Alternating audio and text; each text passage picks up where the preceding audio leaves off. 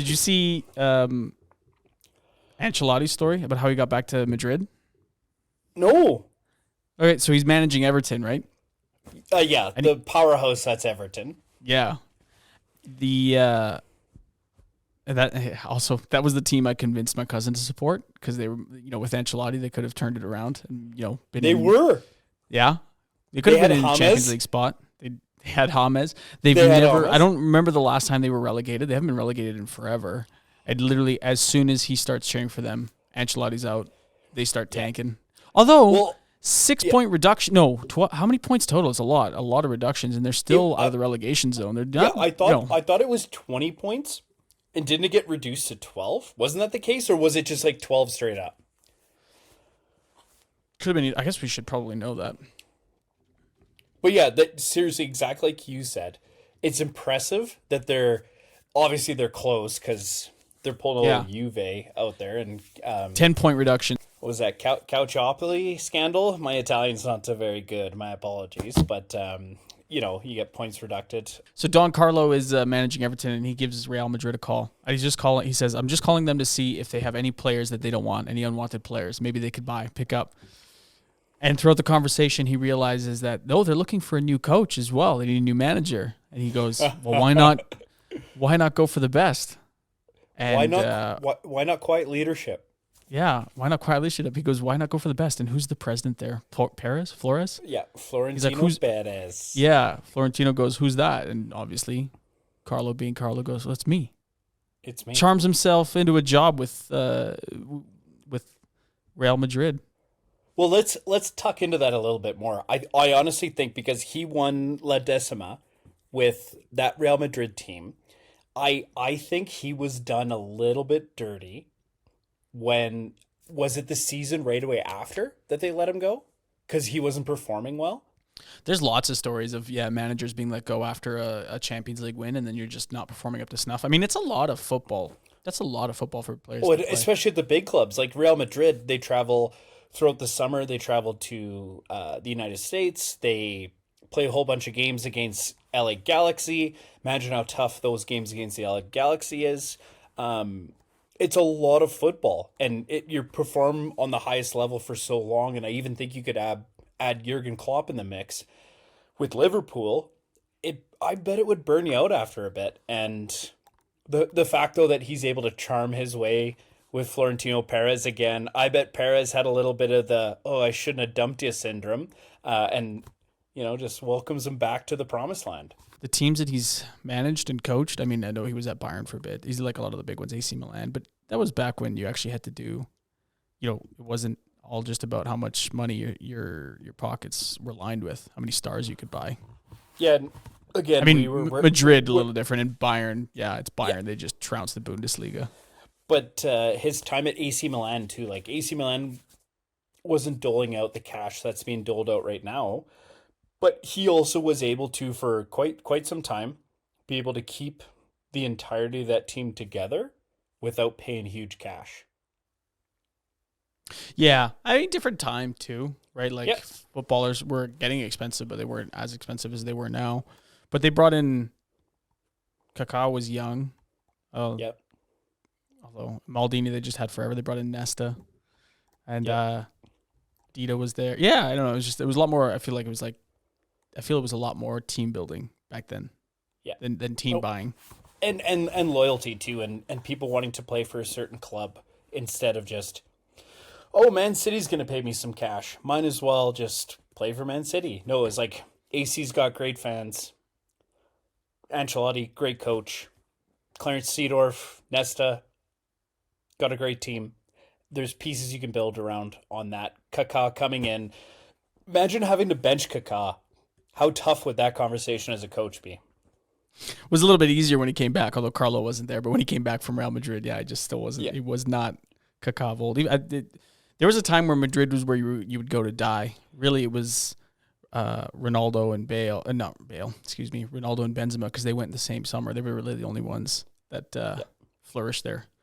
The rest were. Speaking of, I was watching Champions League. And I'm watching, I was watching the Madrid-Leipzig game, and who's this guy left back they have? Mendy? Is he French? How did you know that? Yeah, but it's like you read my mind. Yeah, but still, how do could you just imagine going from Marcello to Mendy? Going from anybody in that squad, like they're still doing really good. As much flack as we give Madrid and Florentino Perez, he does do a good job building that team and keeping it at the level it should be to be Real Madrid. But I'm just thinking about guys that have been there forever. Carvajal, and is Nacho still there? Nacho's still there. What are they going to be thinking? 5-6 years ago, longer than that, but 7 years ago, I'm playing with Bale and Ronaldo and Benzema and Marcello. Varane is there, Casemiro's there, and now you've got this. Granted, it's a younger crop, Tchouaméni and Camavinga, Vinny, Rodrigo, right there. Yeah, was that? Yeah. If he scored the final, we would be having a different conversation here, but he didn't because he's French. Well, see, this is where just we start getting after each other. But I think you bring up an interesting point. But I'd also like to just provide some perspective on it too, because Hala Madrid, we're going to come out and just say it right now. Barcelona is no longer allowed to spend as much money anymore because they've been reckless with their cash. I think Madrid has done a great job of being able to bridge the gap. And when I say bridge the gap, I don't mean Marcelo and Ferland Mendy are the same player. However, Madrid's still competitive. And Madrid still hasn't been dinged a whole bunch on financial fair play or Spanish fair play, whatever it is. They've still been able to survive. Barcelona threw cash at people. They got bit a lot of times in the ass because of the cash they spent. But again, Madrid's still competitive. I think that's the masterclass of what Ancelotti has brought, because if I'm not mistaken, I think Ancelotti brought in Ferland Mendy. Did he? I think he did. Guy? Yeah, and also Ancelotti just keeps bringing in French players, so that's got to say something there. Wow, he's 28, Mendy. Mm-hmm. He's a lot older than I thought. He comes from Lyon. I think I was going to say, we're back to the same conversations we keep having. It's all about Lyon 2008. He signed with Real Madrid back in 2019. Who was the coach? That was Zidane, wasn't it? In 2019? Oh, wait. Zizou. That's a French player? Yeah. There you go. You know what? That's really interesting because everybody loves to hate on Madrid. If you're not a Madrid fan, you love to hate on that because they're the top dog, right? It's easy to hate the best. And they've actually, for such a big club, they're not, you never read about them being in trouble or along the same lines as Manchester City and Barcelona. You're right. Barcelona just blew up after the Messi era. And the whole reason they couldn't keep Messi is because they couldn't afford him, which is insane for a multi-billion-dollar club to not be able to afford Messi. But Madrid just somehow keeps plugging along, and they're not doing it the way they used to, like the Galacticos era where they were bringing in 100%. Granted, the game has changed, right? You're in your prime now a lot earlier than you were back then. And people, if you're 31, 32, you're old now, right? You're ancient. Yeah. So obviously the game's getting younger, but they're doing it with younger players, and they've been patient with Vinny, whereas I think in previous years with Madrid and current years with a lot of other top clubs, if you're Manchester City or if you're Barcelona, they're not going to wait around for somebody like Vinny. I feel like they would have dumped him. 100%. And I think to the example you just made, I think we're talking about Real Madrid. We're talking about how they've made some good choices. They found some good young players, and then they went through a time period right now where they tried to get young players and they didn't work out. But you look back at 2008, everything that they chose was gold. So it's this weird thing where it's, yeah, sure, you always want fresh young players, get them super cheap.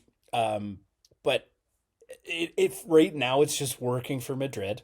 For Barca, it's just not working. I don't know if in 2008 everything they chose was gold, because it took them a while to win the La Liga. Like I said, from that class, 2009 was when Ronaldo went there and Benzema. I'm pretty sure. But it was really just those two because and they were kind of shifting out the old guard as well. Like Raul was moving on, and and moving on from that Galacticos era, like you said, I think from the failed Galacticos era.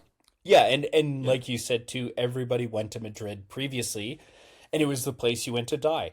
But then you bring in Ronaldo, one really key piece, and then you slowly build off of that. It did take a while, and you know what? When you're going up against the likes of the Barcelona of that era, where Ronaldinho was still there for a bit, but Messi, Eto'o, Carlos Puyol.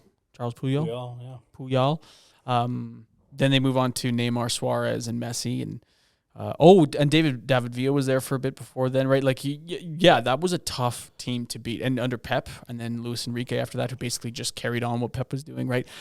Yeah. That was really tough. So they did take their time with it and build it up because prior to that 2009, what was their buying policy? Who's hot and flashy? They bought Antonio Cassano. Absolute flop, utter flop for Madrid. Yeah. And anybody with an IQ higher than a Ritz cracker would have seen it because he just, the dedication. But it's true, the dedication wasn't there. And they always talk about Ronaldo's work ethic, and I think he brought that to Madrid because I think they were, Raul obviously was a leader, but Ronaldo drags along his teammates because he always wants to compete. He always wants to be the best. He sets the example. Antonio Cassano's not doing that. I'm not saying they were hinging their entire season or Champions League hope or La Liga hopes on Antonio Cassano, but I'm just saying that's the type of player they were buying at the time. Yeah, and I think too, along the same lines that you're talking about, Real Madrid brought in, God, I'm just blanking on it right now. This is embarrassing. What year? Let me help you out. You said Cassano. Michael Owen. Remember they had Michael Owen for a bit? Yeah, they brought but again, this is the topic I'm trying to drum up here is they just brought in like people who are really successful at the clubs. Arjen Robben was the one I'm thinking of. Arjen Robben played sensational or was playing well for Chelsea. They bring him into Real Madrid, nothing. Tanks, goes to Bayern, crushes it. But it's Bundesliga. Yeah, it's Bundesliga. So it's just so interesting to see all those players move to Madrid, get these huge contracts back in the day, and then just not perform to it. A majority of them moved along, and then they made a little bit of themselves. There we go. Yeah, they and even under the Ronaldo era, on the Bale era, and that they only won how many La Ligas? It was less than Barcelona in that same time frame. It was less than Barca, but they also were like 4 Champions League in a row. Yeah, that's true. And I think that's kind of when you're Madrid, La Liga, obviously, but Champions League, I think is the bigger one for them. The goal, right? You're the world's club. I know United likes to say that they're the world's club, but and now maybe it's City, but it has been and always will be Madrid. And I only like Madrid because I don't like Barcelona. Yeah, and I'm in the same boat. Just I've never been a Barca guy. No, I can't get behind it. I think it was Pep. Fucking Pep.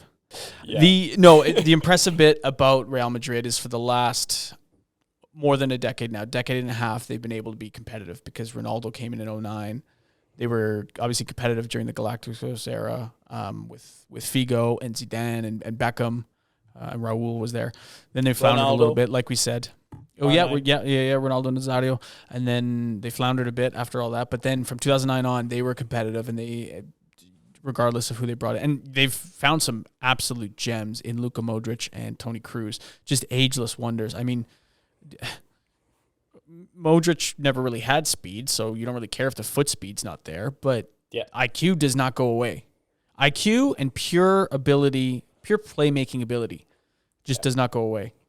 And watching the Leipzig Real Madrid game, Kroos started. Yeah, and then they subbed on Modric for Kroos. And the commentator even said it, and believe it or not, I didn't say it before. But yeah, imagine that as your replacement. You're Toni Kroos. You're getting replaced by Jose Mourinho.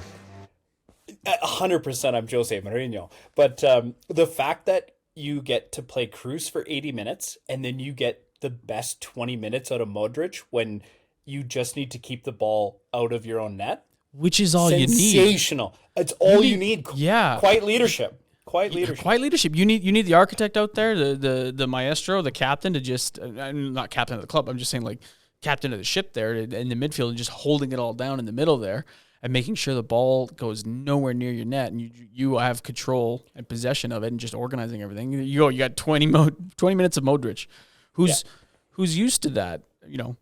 Playing for Croatia too, right? He's the star there and the captain there. That's no big deal for him, which actually leads in nice to the topic at hand. But before I do that, how do you feel about the rumors of Alphonso Davies going to Real Madrid? I thought he got signed by... Oh, no, sorry. He got signed. No. I'm saying the rumors, not like him actually. Like when that came out, what were your thoughts?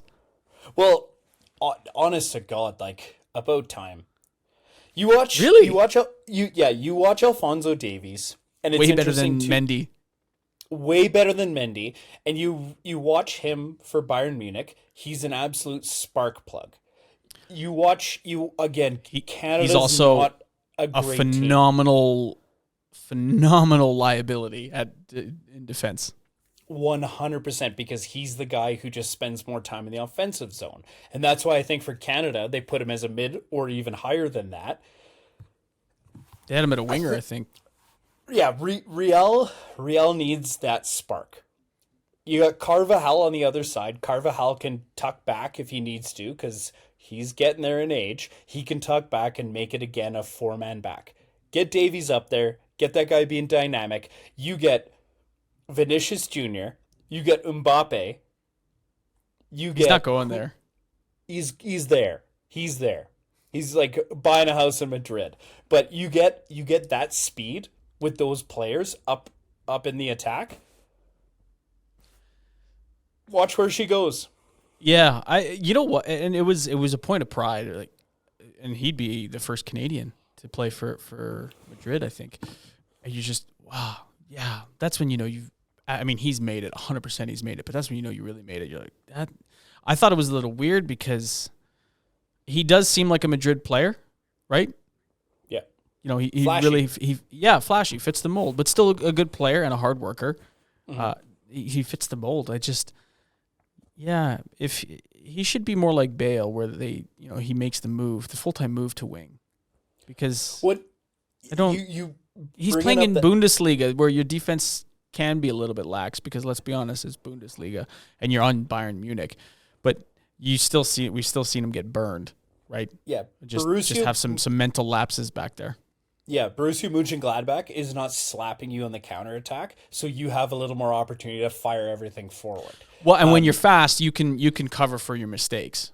Yeah, 100%. But yeah, I think it'll add just speed to that team. I think Madrid's just going to be a speed team, and I think that's what's going to be scary for a lot of teams. Well, they've already got Vinny and Rodrigo, and Valverde is sneaky fast. Yeah. And Rudiger. You go right up the middle, and it's just speedsters. Yeah, and I think that's where you get into the Champions League, and I think a coach looks at that team and goes, actually, we can't throw these players forward, because if I got a couple of those guys, even Rudiger's known for just sneaking around and tossing in a outside the box shot. That would be in the back of your head of going like, okay, I can't throw everything at them, even if we're down, because Madrid can hit you on the counterattack, and then it's 2-1, 3-1, 4-1 within a 10-minute That's period. what happened against Leipzig. I mean, it's just Leipzig, and they scored right after, but counterattack. Speedy counterattack. Up to Bellingham. Bellingham waits, holds, finds Vinny on a great run. Vinny just pops it far corner. Back corner. Let's tuck into that a bit though. How about that pickup? Bellingham, great player for Dortmund. This guy is looking like an absolute phenom right now. How amazing is it to see great English players not coming out of the Premier League? And how interesting is it to see that the best English player is not from the Premier League, was developed outside of it? And I'd like to add on to that too, because me and you, because we're really old, we've watched the Michael Owens. We've watched I won't say Owen Hargreaves because he's Canadian, but we've watched Beckham. We've watched so many great English players try and branch out and not be able to do it. And now we've watched a player. No. You hold on. I'm gonna hold. No. Because Beckham did. Are we fighting? Bex finally? did it. Yeah, Bex did it. All right. I never liked Bex as much as I do now. When I was a kid, after he moved, I was heartbroken after he left United for Real Madrid. But the years have been kinder to it, and all is forgiven, forgotten. He did it. He was phenomenal in Madrid, and you know what? He was amazing in the MLS. Granted, it was even more shit than it is now. And, they have it's called the Beckham rule because he was the first one to do it. But he did it. He branched out. Yeah, he branched out. He was successful. But I don't count him as, if David Beckham is anything but British, it's more so about his footballing talent and less about his celebrity. You know what I'm trying to say? Yeah. Like if he's Davide Beckham Mario from Brazil, right? You're putting him up there with Ronaldinho. Yeah, or Beccalini. Or Beccalini. Yeah. Yeah. You know what I'm saying? There's the English tax works both ways. English tax, but it does. It does, right? English tax, if you're an English player, you're the greatest in the world to those fans. But going the other side, you could be somebody like Bex, and it's good to see And I think the reason Bellingham is avoiding this whole English tax thing is because he's, Birmingham. I think he started in Birmingham. I think it was Birmingham. But he really developed in Dortmund, and now he's with Madrid. Yeah. Right? He's outside of that. And just a completely new player and playing on a level that you don't see a whole lot. And he's so young. So young. But to your original point, you're right. There's been a plethora of English players that have tried to leave the motherland and just have, whether it's somebody in defense or midfield, whatever the position, it has not worked out. They can't do it. It's a completely different, at least it was a completely different game. And we do on this thread too, got to give Harry Kane a little credit. He's showing up now. He's scoring goals in the Bundesliga for Bayern Munich. Like, again, the only reason that they're not first is because Xabi Alonso is doing one hell of a job with Leverkusen, but it's Bayern Munich. They've won the last 400 Bundesligas. Yeah. There's nobody. Germany used to be a great place for up and coming talent, but now France is. It's La Liga light in that it's just the top players are with Barcelona and Madrid. The top players are with Bayern Munich. I name somebody else from other than Dortmund when they had Haaland and Erling Haaland, and Jude Bellingham, right? Yeah, Mats Hummels. That guy it was like Italy in the couple of world wars, just couldn't figure out what side they were on. I mean, and I don't want to take away from Harry Kane. He's a great goal scorer. He really is, and records in the Premier League and everything. But you went to Germany and you're popping in an insane goal scoring rate. Well, and like you're mentioning too, like when you're just winning a whole bunch of leagues, it's kind of reminding me of like 50 Shades of Juventus, just like dominating all the time, win 12 in a row. At some point, the train stops. Exactly. You gotta. It can't hold up forever, but that team that they've got should be doing better.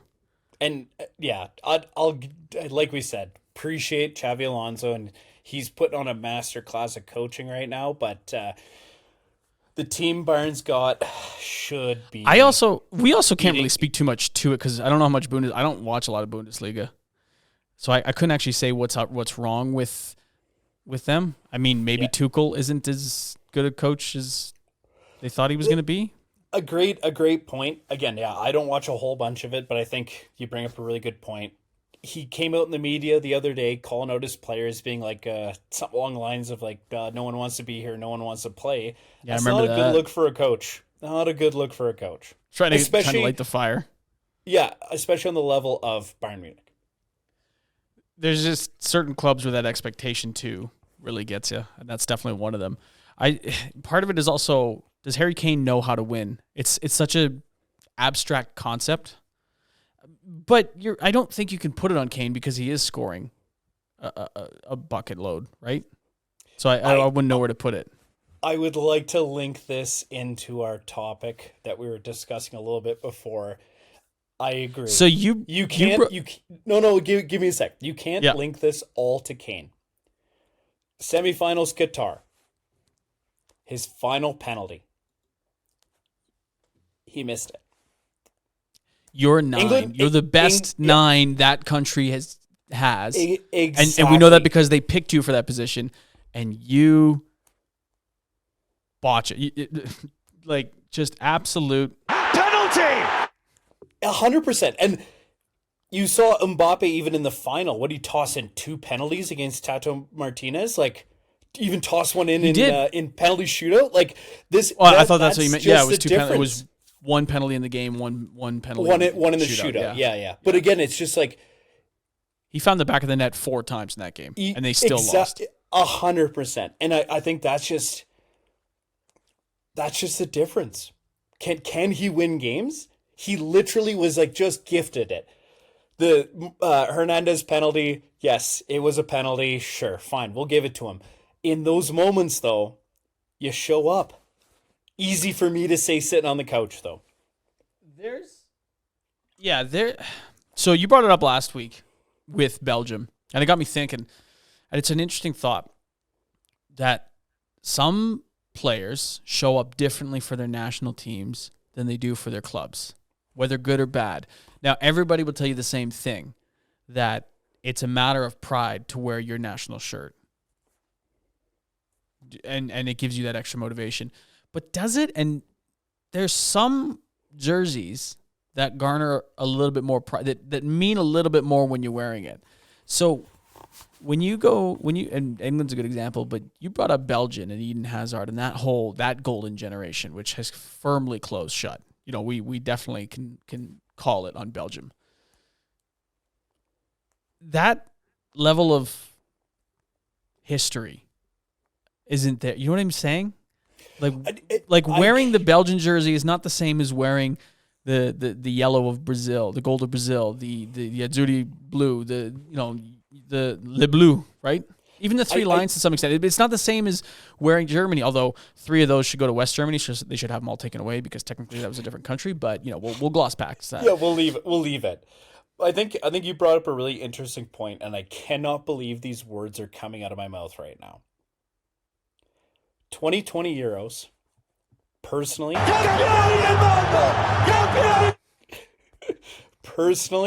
I look at the Italian squad always and go, especially in 2020, I looked at that squad and went, nope. But what did they do? They strung together games.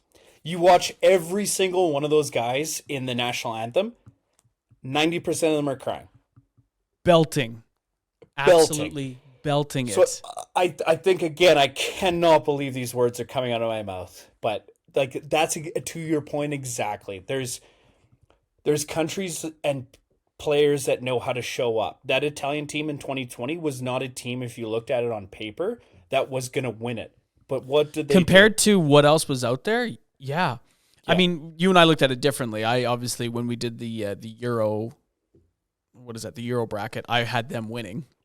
Well, but I actually genuinely thought that. But part of that, again, is the rose, the azzurri-colored glasses, right? Because you're right. When you look at that team, it wasn't star-studded. Chiellini was older. Bonucci was older. Yeah, they're great, but they don't have... There's a reason that he had to full-on tackle Saka because he just doesn't have the foot speed. Buffon was gone. Donnarumma is serviceable at the moment, and back then... Chiesa just pops out of nowhere and decides to make some of the best goals in the tournament. Like, he does, and he really came... You know what? Credit to Ronaldo. I think Ronaldo really helped him out when they were in Juventus together. But you're right. What's the thing with Italian football is that it's a team game, right? The Germans approach it the same way, as do the Dutch, but in a different fashion and in a different mentality, right? The Dutch, total football, everybody has to support one another, and you all have to play every position, right? The Germans, there's a famous line from Tony Cruz or Thomas Mueller, I can't remember why, a German will never win the Golden Boot or the Ballon d'Or. Excuse me, not the Golden Boot, the Ballon d'Or. It's because they're raised and they're trained to play football, tactical, technical football within a team. So you're never going to see somebody who's just a single star phenom like Messi or Ronaldo or pick a Brazilian. But the Italians, it's about cohesion and chemistry, right? It's not always about the technicality of it. It's about, this. Yeah, I can't explain it. Diamonds and triangles, Castenaccio, right? Yeah, it's about it's literally about the game. It's not about individuals. Yeah, it's the passion of the game. It's the love. The reason 06 was so brilliant. It's the love of the game, but it's the love for each other and the love of your country. And I think it was Ferguson. I should stop just quoting people, but how different the Italians are when they approach national football. Because Zambrotta was a midfielder, and the Italian Federation went to Juventus and said, "Put him at." Are you getting emotional? Are you getting emotional right now? I am. They said, "Put him at right back because we've looked at it and we need a right back." So what do? They play him at right back. And what does Zambrotta complain? No, he's I'll do anything for my country. But Italy's not the only country where people where players are like that. I think that one is by far the most where it's like it's anything for the Azzurri Blue. There's different forms of this sort of pride with the bigger, and again, it has to do with the history. And yes, the history is based on advantageous rules from FIFA for certain countries, right? But that history of winning and what it means really plays into that mindset.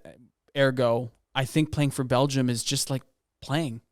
It's the standard, regular, I'm playing for my country pride, not the I'm playing for Germany, I'm playing for Brazil, I'm playing for Argentina. You know what I mean?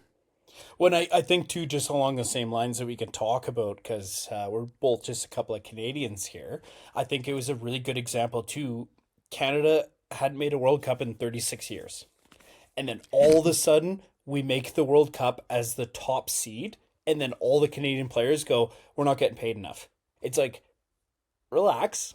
Do something first. Is this for country or is this for dollars? You're playing in Canada. You're not doing it for dollars. You're right. You have clubs that pay you, and because you're a Canadian national. If your name isn't Alphonso Davies or Jonathan David, you're probably not getting paid that much. Yep. But there's other. Who's the Eustáquio there playing for Porto? You're not getting paid dick there, right? Yeah. And you're living in Portugal. Yeah. Well, I gotta say something here, Mike. You brought up 06. No, save it. So now things are spinning in my head. Congratulations on your World Cup. My next question is, so Italy's just got this heritage of great soccer. Awful. I know. It's been shit. Yeah, no. What happened with North Macedonia? I'll tell you what happened. You doing this? Tell me what happened. I'll tell you what happened. I'll tell you what happened. FIFA screwed us. They screwed us. They're like, is it Ronaldo's last World Cup? Okay, we'll give him North Macedonia. Because otherwise they have to play Italy in the final. And who do you think's coming through in that one? Portugal or Italy? Italy's for sure wiping the floor with Portugal in that year. Hey, There's no way. I watched Chiellini horse collar tackle a guy in the final when he was straight out on net, so I'm really not believing this right now. But who won? Who won? Yeah, and we're talking about FIFA rules, so... Yeah. North Macedonia, the powerhouse that they are. Yeah, they really are. They beat Germany, so... Well... Yeah. A terrible Germany and a terrible Italy. But no, seriously, so... I mean, think about it. There's everybody, when you watch these international tournaments, oftentimes the best games are the ones that have one of the big teams in it, because I feel like those players hit a different level.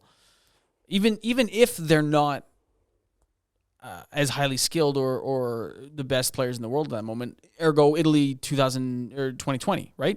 Like you said, they weren't the best in the world, but those were fun games to watch. You watch Belgium and, I don't know, pick another country that they would have played against. Liechtenstein. Or was that a terrible example? Right, not a lot going on there. There's got to be a reason why some of these players just can't perform internationally, whether it has to do with, it's not the players they're used to playing with, but that really shouldn't matter. Yeah. I mean, you do train with them, and why England fails to show up? I mean, other than 66, what have you really got? I want to touch on that England piece. I want to just toss in one thing, though. We were talking about showing up for the shirt, and I'm going to unfortunately use the example again in North Macedonia. The entirety of your life, if you're in North Macedonia, you're watching soccer. You finally make it to a team. You get called up to the national team. Imagine that. You get one shot to potentially one opportunity. One opportunity. And somewhere, mom's spaghetti's on the floor.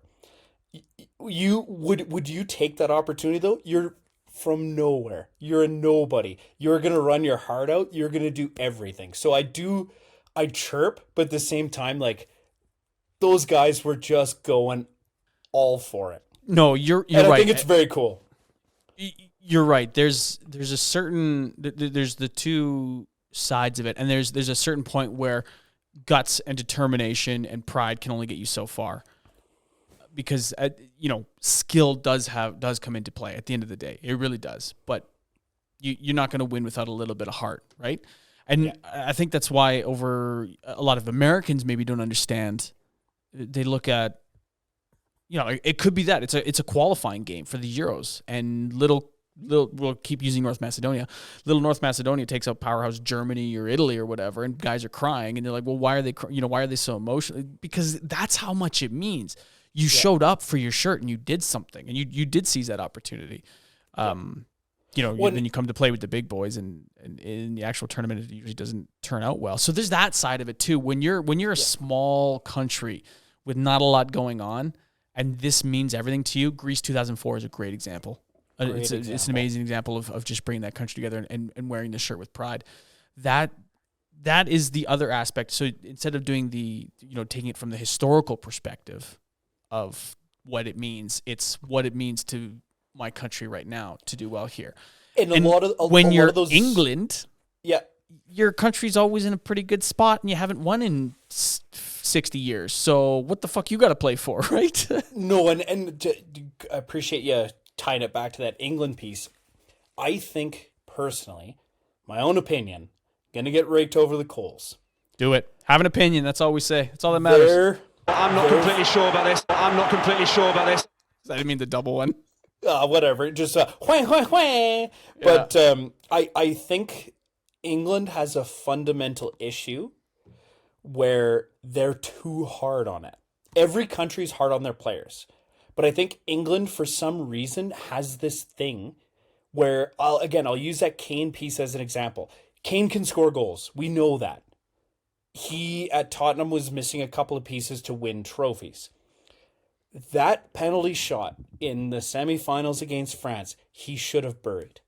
But 100%. We could literally have seen him shot it over the bar. Me and you would have looked at each other and gone, that's so English. There's something fundamentally wrong with the way the fans treat the players. Beckham. There's too much pressure. Beckham, Southgate, the manager at the time, he had that missed penalty. You're right. There is something there. It's that English curse. There is a lot of pressure on it, and they go absolutely bananas when the inevitable happens, and they obviously don't perform. Man, you had a great. I agree, and it was so good that I forgot my point. Then it was probably just me agreeing with you. But seriously, I say that too, knowing that every country is fanatical about soccer. But I think when the German team loses, the German team's just like, okay, pick yourself up. What are we going to do about it? The Italian team fired the entire their FA when they missed that first Euro. They figured it out. When England loses, though, it's all on the players. You're right. It is all on the players. I mean, South Americans will riot, but yeah, it's just the abuse. You see it with Beckham, right? Beckham, when he was going through all that crap, and then the golden generation, and then the abuse that Bukayo Saka was taking after he missed the penalty in the final. He's 19. And the guy's 19. Do you remember that year? This is going to be off topic because it's soccer, but the year the World Juniors, that Canadian team lost for the first time, and they're just 18, 19-year-old kids, and the country went nuts on them, like online, just attacking. They're kids. Now, I know that's a different story because Bukayo Saka is making millions at 19, like millions upon millions, and he's a professional at this point, but he's still learning. I mean, Beckham's missed that penalties. He took the red card against the game in Argentina, which people will never forgive him for. No, the pressure that they put on them, and and when you grow up probably with that as a player in England, you know, it's always in the back of your mind, and it's probably going to give you the yips when you put on the 3 Lions jersey. Like, you want to perform well, but it's just so much pressure. And the added bonus of, you're right, there's always something of that's so English, right? Yeah, and it along we're same topic. Kane misses the penalty. The first thing you read on Twitter is, from the English fans, that's so Tottenham. It's not like, well, that sucks. Sorry, England. Oh, my bad. The second something goes wrong, Bukayo Saka, I won't mention why they roasted him very unfairly. He missed a shot as a 19-year-old in the biggest game, and they instantly attack him for something he can't change. Right? Kane's a Tottenham player. Something absolutely ridiculous. Change that. Absolutely ridiculous. Like no room in the game for what they did. Yeah, English fans, the second someone misses, they're like, oh, well, if he played for Nottingham Forest, he would have scored. It's like, no, shut the fuck up. They still have those. You know what? I was going back to Italy 06, the cohesion, the love, the country comes together. North v South in Italy, they hate each other. They hate each other. And by north, I mean, are you north of where I live, even though I live in the south? But every 2 years when an international tournament comes around, together, versus in England, you don't see it as much. I'm sure it happens. It's there, but you're right. It's you know, bougie South versus industrial North, right? Like, it's still and then even within London, you're still going to have your factions, right? It's still there still isn't that cohesion. Part of it too with England is, you know, the argument could be made, and they're trying to alter how they bring up their youngsters, but just the way that they're trained and the way that they groom young players and how they are practicing and taught the game versus the freedom that, say, French players get or South American players get, or even Italy's been struggling a lot. You look at that team, and I don't see any superstars, and you haven't seen a superstar who wasn't a defender in years and years and years, probably since Del Piero retired. Yeah. But in England, you don't see those. They're not given. It's very structured and it's very rigid, or at least it was. And when those golden generations were coming up, that's what they were coming up through. It was that structure and that rigid and not a lot of freedom. And, you know, you practice the way you play, so you can't try things out, and you don't know what you're good at or what you suck at or what you need to work at. Pogba always said the best thing for him, and he's a magician with the ball, regardless of what's going on in his life. Best thing for him was that, you know, 2 hours of free playtime after practice where he would just do whatever he wanted. Yeah, and I think the same lines you're talking about. I think it's interesting if you think about it on a national scale. You mentioned England, very structured. You mentioned Netherlands, very structured. If you're a coach of any one of those other teams, I'm no coach, never be a coach, couldn't do it. But I could have a couple of tactics in my back pocket of how to play the Netherlands because they're so structured. I don't care if they have Bergkamp or whether they have Depay on the team. I could figure out a way just because Netherlands plays football this way. You'll Italy coach your way around it. Exactly. And you've seen historical teams beat the Netherlands. We've watched those highlights. We've watched those games. Exactly like you said, young kids in England are trained a certain way. Young kids in Netherlands, same way. Young kids in France come from absolutely everywhere around the world. So who knows? It's a jack-in-the-box. But it's all fascinating because... That's why an African team will never win the World Cup is because France keeps stealing all their players. Wait. Yeah, they're all born in Paris. Please remember that. But it's not just that, and that's a whole other conversation to have. But you're right. When your back's against it and you're down 1-0, whatever, and you need a goal, you need somebody to take over the game. When you look at those old English squads, and I think it's a good thing now that you got some youngsters with some flair and some talent and some creativity. And Bellingham, like we said, Bellingham is playing outside and is training and developing outside of England. Declan Rice being the holding mid, yeah. Well, he's just a good old fashioned, but he's a nice blend of the good old fashioned English player and like the new age high skill. Yeah. But those older English teams, there was no creativity, no improvisation when your back was against it and you needed somebody to take over and you needed something to happen. What did you see? You just saw the same tactical football. Move it around, thump it up. Yeah, long ball, move it around, thump it up. Yeah. Get it to the wing and run it down and try and cross it. There was nothing, right? You as much flack as we give Neymar, at least he's going to try stuff. Granted, I've never really seen him take over a game that wasn't against, Saudi B players or bottom League teams. You know what I mean, right? Like, yeah, you know what I'm saying? But as much flack as we give Neymar, at least he's going to try something. Name me an English player back then that was going to try something, and that's why you had guys like Lampard and Gerrard and whoever else was on that team that they were utter failures there. They did nothing with that generation because they just.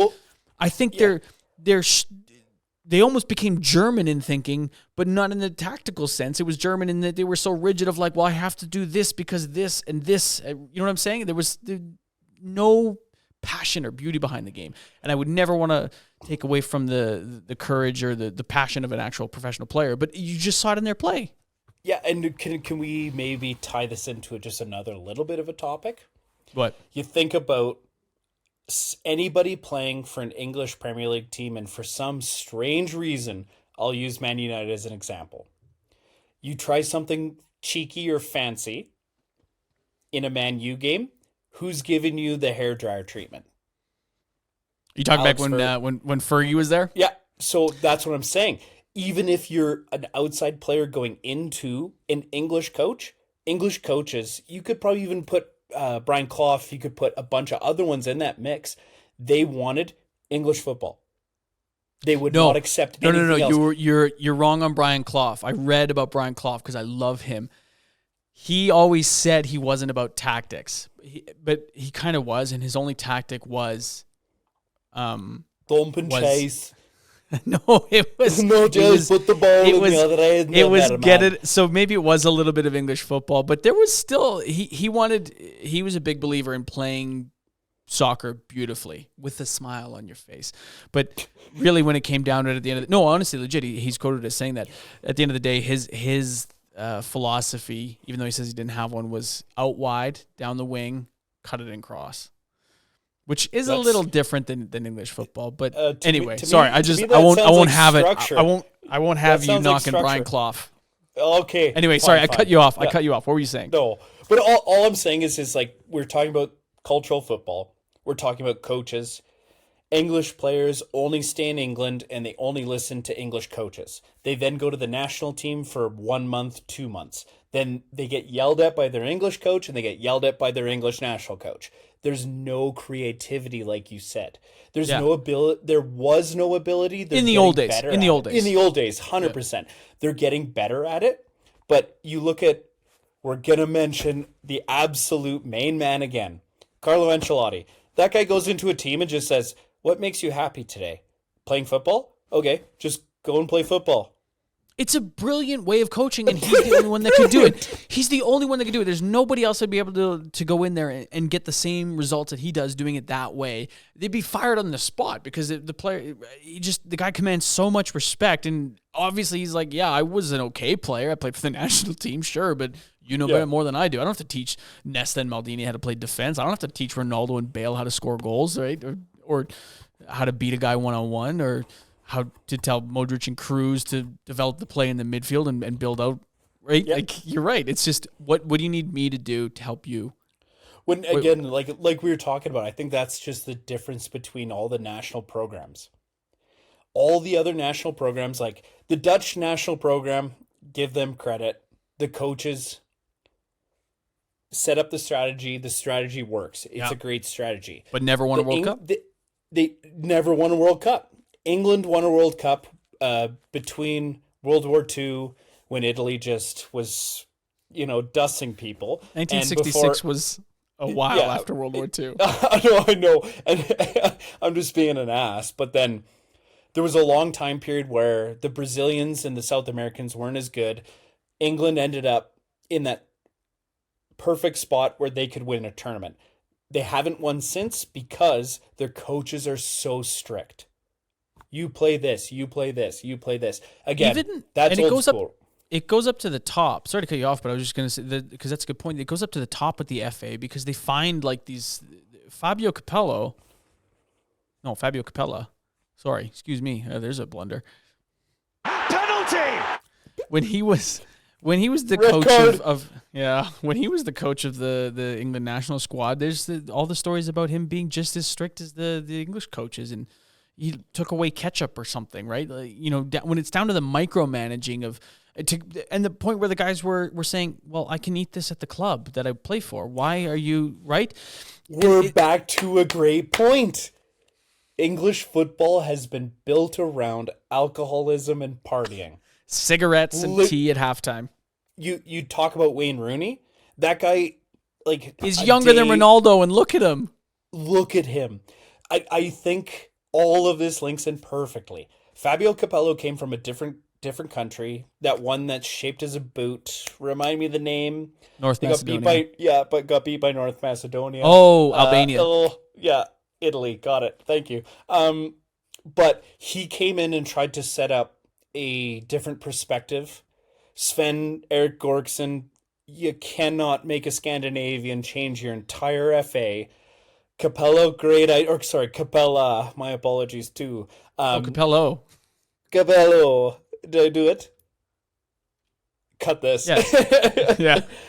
But Capello. He came in and Pep Guardiola cancels ketchup just with Man City right now.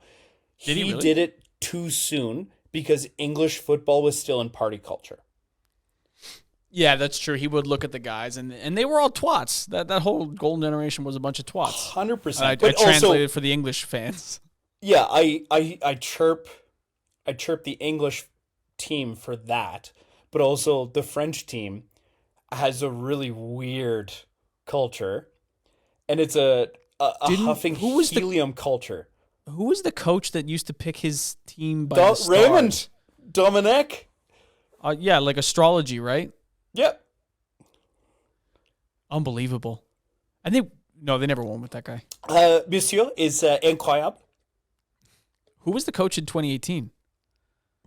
Okay, a true fan would know. Yeah, my main man. Who? The one who won the World Cup for us first, 98, Didier Deschamps. Woo! Oh, right. They brought him back for 2018? Yeah, he started 2016 or earlier. Okay. And you know what? There you go. There's a good point right there. 98, 2018. Where were they? 20 years apart. Weird, hey? Yeah. And where was it? It was France. Yeah. They were both in France. No, 2018 was in everyone's favorite breakaway state. Yeah. Rasputin, mother of the Russian queen. I'm not completely sure about this. Oh, yeah. Oh, did I get a red for that? Or a blue? I probably got a blue card for that. Sometimes my memory... Sometimes may be good, sometimes may be shit. Yeah. So, but that's a good point. 98 in France, 2018. Again, same thing. You watch those guys. Even the year that Dimitri Payet was on the team. 2016? 2016? Or was that 18? Oh! 2016 in Euros. Hey. Yeah, wait, he got fat. Give me 1 sec to pump your tires. Yeah. Your knowledge of French football? Incroyable. Hey, haven't you seen the new logo? It's left foot finish with Mike and James. We need to both be knowledgeable about everything. Also, I made mine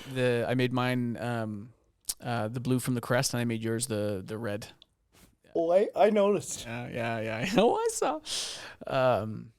We're an hour in, so people have already stopped listening. Anyway, the French. 2016 is a great example with Dimitri Payet. I know it didn't go far. They didn't. They made the finals. They got a goal scored against them in the 119th minute. No. Because you couldn't score a goal against a Ronaldo-less Portugal, and they had to bring in the striker who never scores to win them that tournament. Hugo Lloris, what was he doing? How does he get beat from distance like that? Do you know how many buses from Lisbon went real Italian, that they parked in front of the net in that game to ensure that France couldn't get anywhere close? Also, I will say one thing. It's a conspiracy. Moussa Sissoko should never been on the team. He's the one who made the giveaway that... Sorry, I'm not mad about it. Yeah, he made the giveaway that gave Portugal the ball that made them shoot from outside the box, and all of a sudden it's in the back of the net. I promise I didn't cry. No, we've gotten off topic here. Yeah. I'd like to do a little plug for a future episode. It's not going to be now, but it's going to be down the ways because we'll get through the season in Champions League, but Euro's around the corner, so it's international. So it doesn't exactly match up, but James and I are going to go at it one day. Who was better, 06 Italy or 18 France? In left foot finish classics. Classic pub debates, because that is a pub debate right there. Yeah. But no, last word on that is that's a good example right there. Payet and then 18. The emotion, the absolute emotion. For France! And possibly the world was the remainder of the quote. Yeah, I had to cut it for the button. There's a different pride, and there's two, like James said, there's two types of pride when putting on that jersey, and Belgium has neither of them, and neither does England. Is the historical pride, and then we're a small country and we're getting shit kicked by the world, so let's just go out there and play our hearts out, right? When you're like the Slovakia or the Serbia of Serbia and Montenegro, football is a beautiful thing. Countries can come together for football. Yeah, and throw like you said, the small countries. Nothing better than watching them just throw the kitchen sink.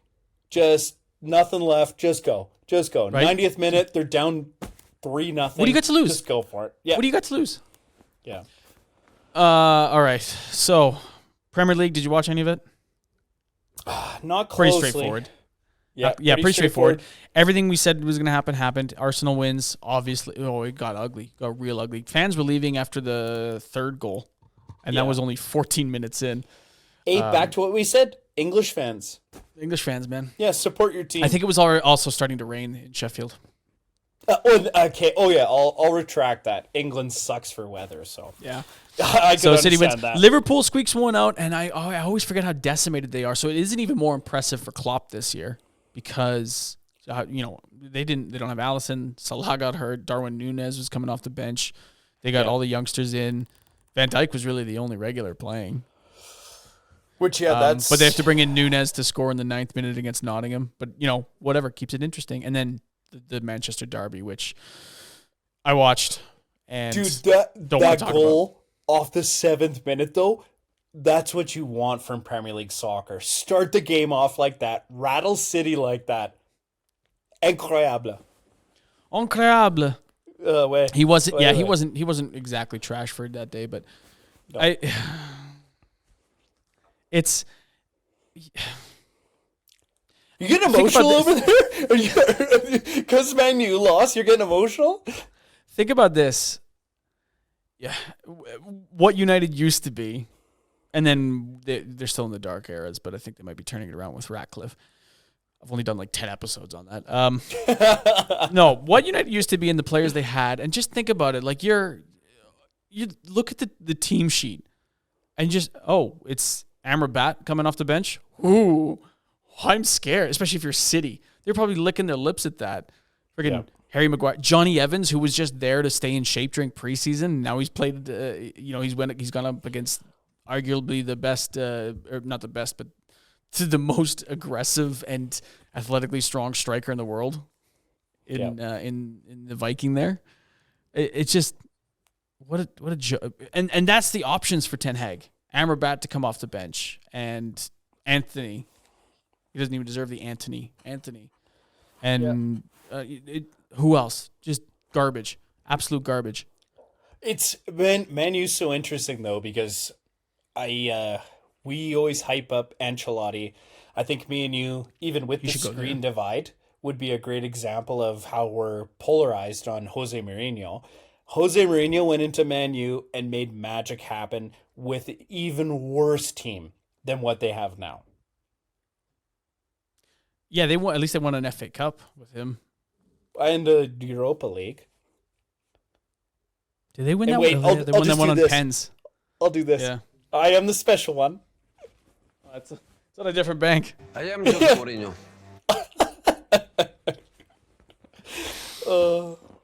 So basically the title race is exactly where we were last weekend. And Chelsea, I'm top. still picking Chelsea at the top. I'm still picking City.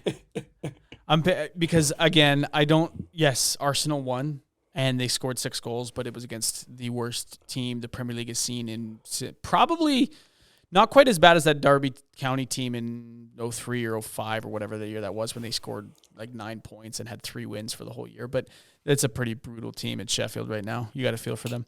100%. Can I share one quick thing with you? Yeah. So Instagram, I shared our very small podcast with my very small group of Instagram friends. The only comment I got, and it's funny, we're at an hour and 8 minutes, and this is like the second time we mentioned Arsenal. I got roasted for not mentioning Arsenal more. So just so you're aware, our fan base not happy that we're not. Did we attract the Gunners? Should I switch? Should I make the switch from Manchester Red to London Red? No, don't make the switch. But I had to share that with you. We got roasted for it. Welcome to Left Foot Finish. All Gunners, all day, all hour. I will send him this timestamp just so he feels better. Oh, the pride of North London, South London. Where the fuck are they? They're Tottenham rivals. They're North London. The North London rivals. Yeah. Well, I mean, like I said, Spurs never signed me, so fuck them. Let's go Gunners. Let's go Gunners. All right. Before I forget it, also, this might be a soundbite because I want to toss it in. You see the photo in the back? Me or you? You have? You. This one? Yeah. We've been talking for an hour and a half, and I think the fans just want to break free. The Arsenal fans? Or the Tottenham fans. I don't know. That was low-hanging fruit. I'm sorry. It was. I'm sorry. Yeah. That was terrible. I mean, you do have nothing but fat bottom girls up in North London anyway. Yeah, 100%. 100%. Look at us. Well, you know what we have on here?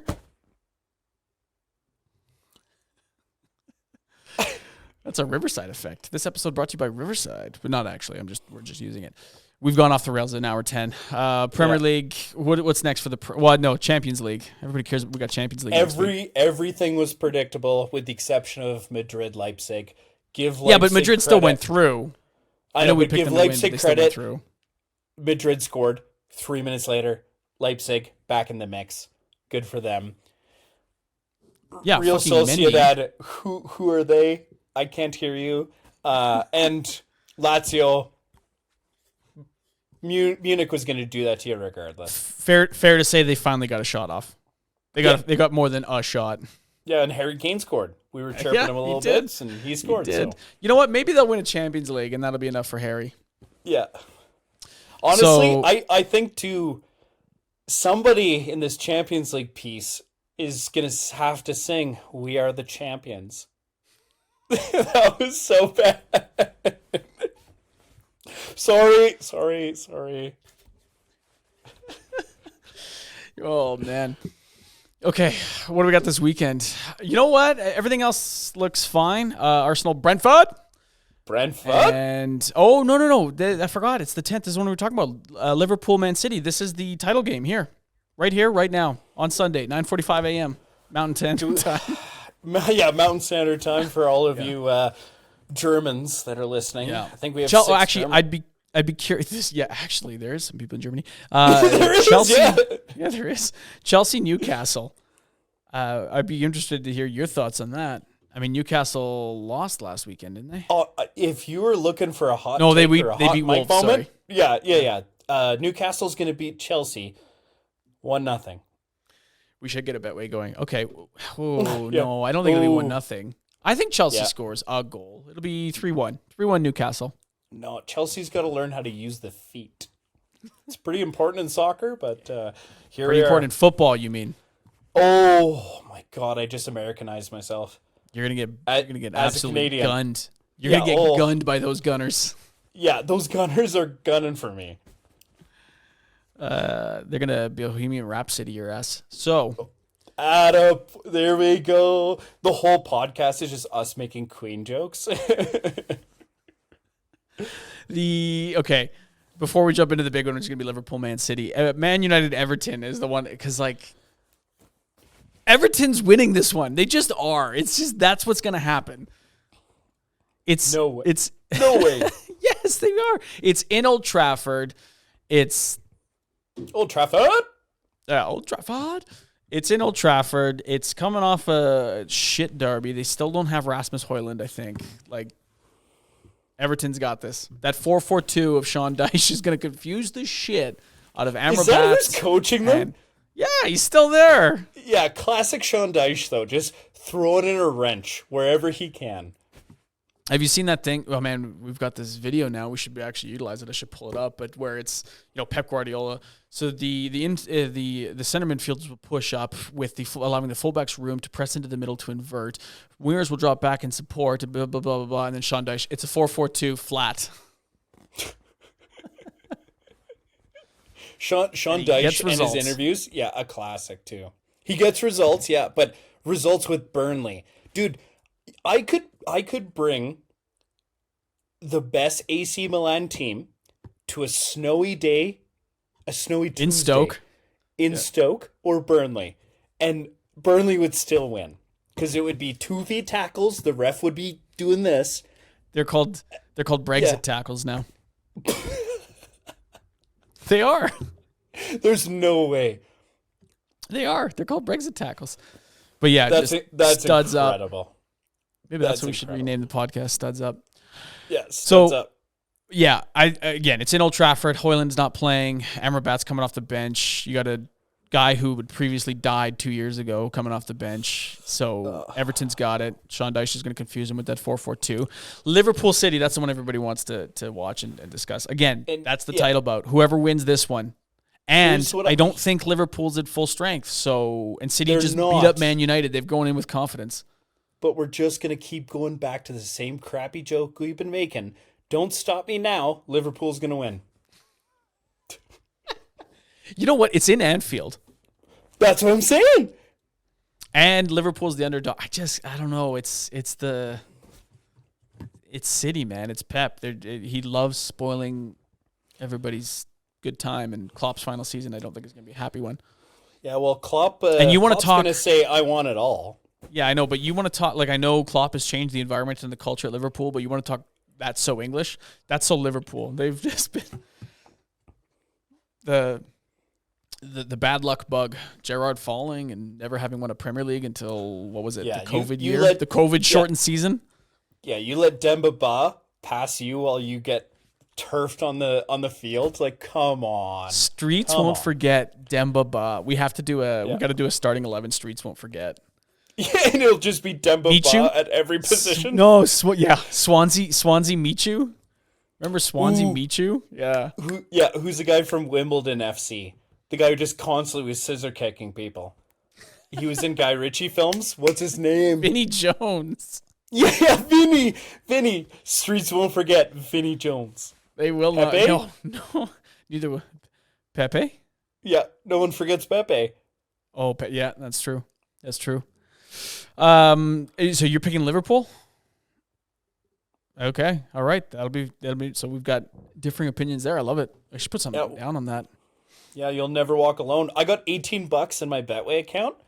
Maybe we should put that one up. Actually, $18.43. I was gonna put some money in for Champions League this week because I forgot to do it last week, and it was just gonna be useless. Like I was gonna make maybe $20 off of $200 or something. Yeah, and good thing I didn't because it wouldn't even allow you to pick Madrid to qualify. They were up 1-0 against Leipzig, and it still would not allow you. Like this is pregame; they hadn't even started. It wouldn't let you pick Madrid to qualify because the odds were just pointless at that point. Well, the odds would be 0.0.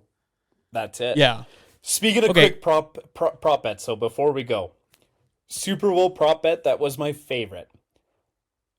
Taylor Swift, Travis Kelce. Oh, nobody cares about that football. No, but everyone cares because nobody it's a bet. cares.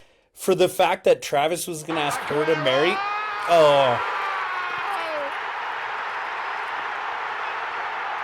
I picked the longest one I could think of. Nobody cares about that football. No, if Travis proposed to her, the odds were 1.03. Nothing. I put $30 on it. I made a little bit of cash off of it because it wasn't going to happen. You put $30 on him proposing? Sorry, him not proposing. Oh. Because it was 1.03 and I'd make... Oh, you should have put a mortgage payment down on that. I should have, but... Yeah. What if? Okay, Champions League. The one that we've been talking about a lot. Arsenal-Porto. The previous game? No. Last week we were talking about Arsenal-Porto. This is honestly... Okay, Barcelona-Napoli is an interesting one, but I still think Barcelona back in the new camp, they've got it. It's fine. It is what it is. It's over. They're moving on. It's Barcelona-Porto because Arsenal could still pull an Arsenal thing and Did you and just lose say to Porto. Arsenal? You're going to piss off so many Arsenal fans by saying Arsenal. Yeah. No, this is because now we're Hector Bellerin, who never Hector Bellerin, you just pissed off everybody. We're getting canceled for sure. No wonder Barcelona went in this shit. They just got everybody from Arsenal. Like, Jesus. Dios mío. Is it I'm trying to think of the Arsenal fans. You know, is it I know I'm not going to say it. I don't want to get sued. So Arsenal could still pull out like an Arsenal move and lose to Porto or draw and they're out, right? You know what I mean? Like it could still happen. I'm very intrigued. Again, the Sheffield game was probably a nice little confidence boost, and they're playing back in London, but in London. But between now and then, they do have a game on Saturday. Gives them a few extra days of rest, and it is only Brentford. So why not? And you can't really sit guys against Brentford because you're still in a title push. They're fine. I don't know. Thoughts? Arsenal. Okay, they're fine. So we'll pick Barcelona and Arsenal. Yeah. Put 18 down on not to win or sorry, not to qualify. Yeah, Barcelona. That's who's going through. Barcelona. Yeah. Put your $18 down on that and let's make a little bit of cash. Hey, no, but if we just double it every time. We got anything else? No, that's it. That's all. All right. Good show. Thanks for listening. You know what we never did? This is Left Foot Finish. Yeah, this was Left Foot Finish. That's not a Queen line. What are you talking about? Yeah, I know. Humphrey Bogart. Sorry, I keep mixing them up. Yeah. See you, buddies.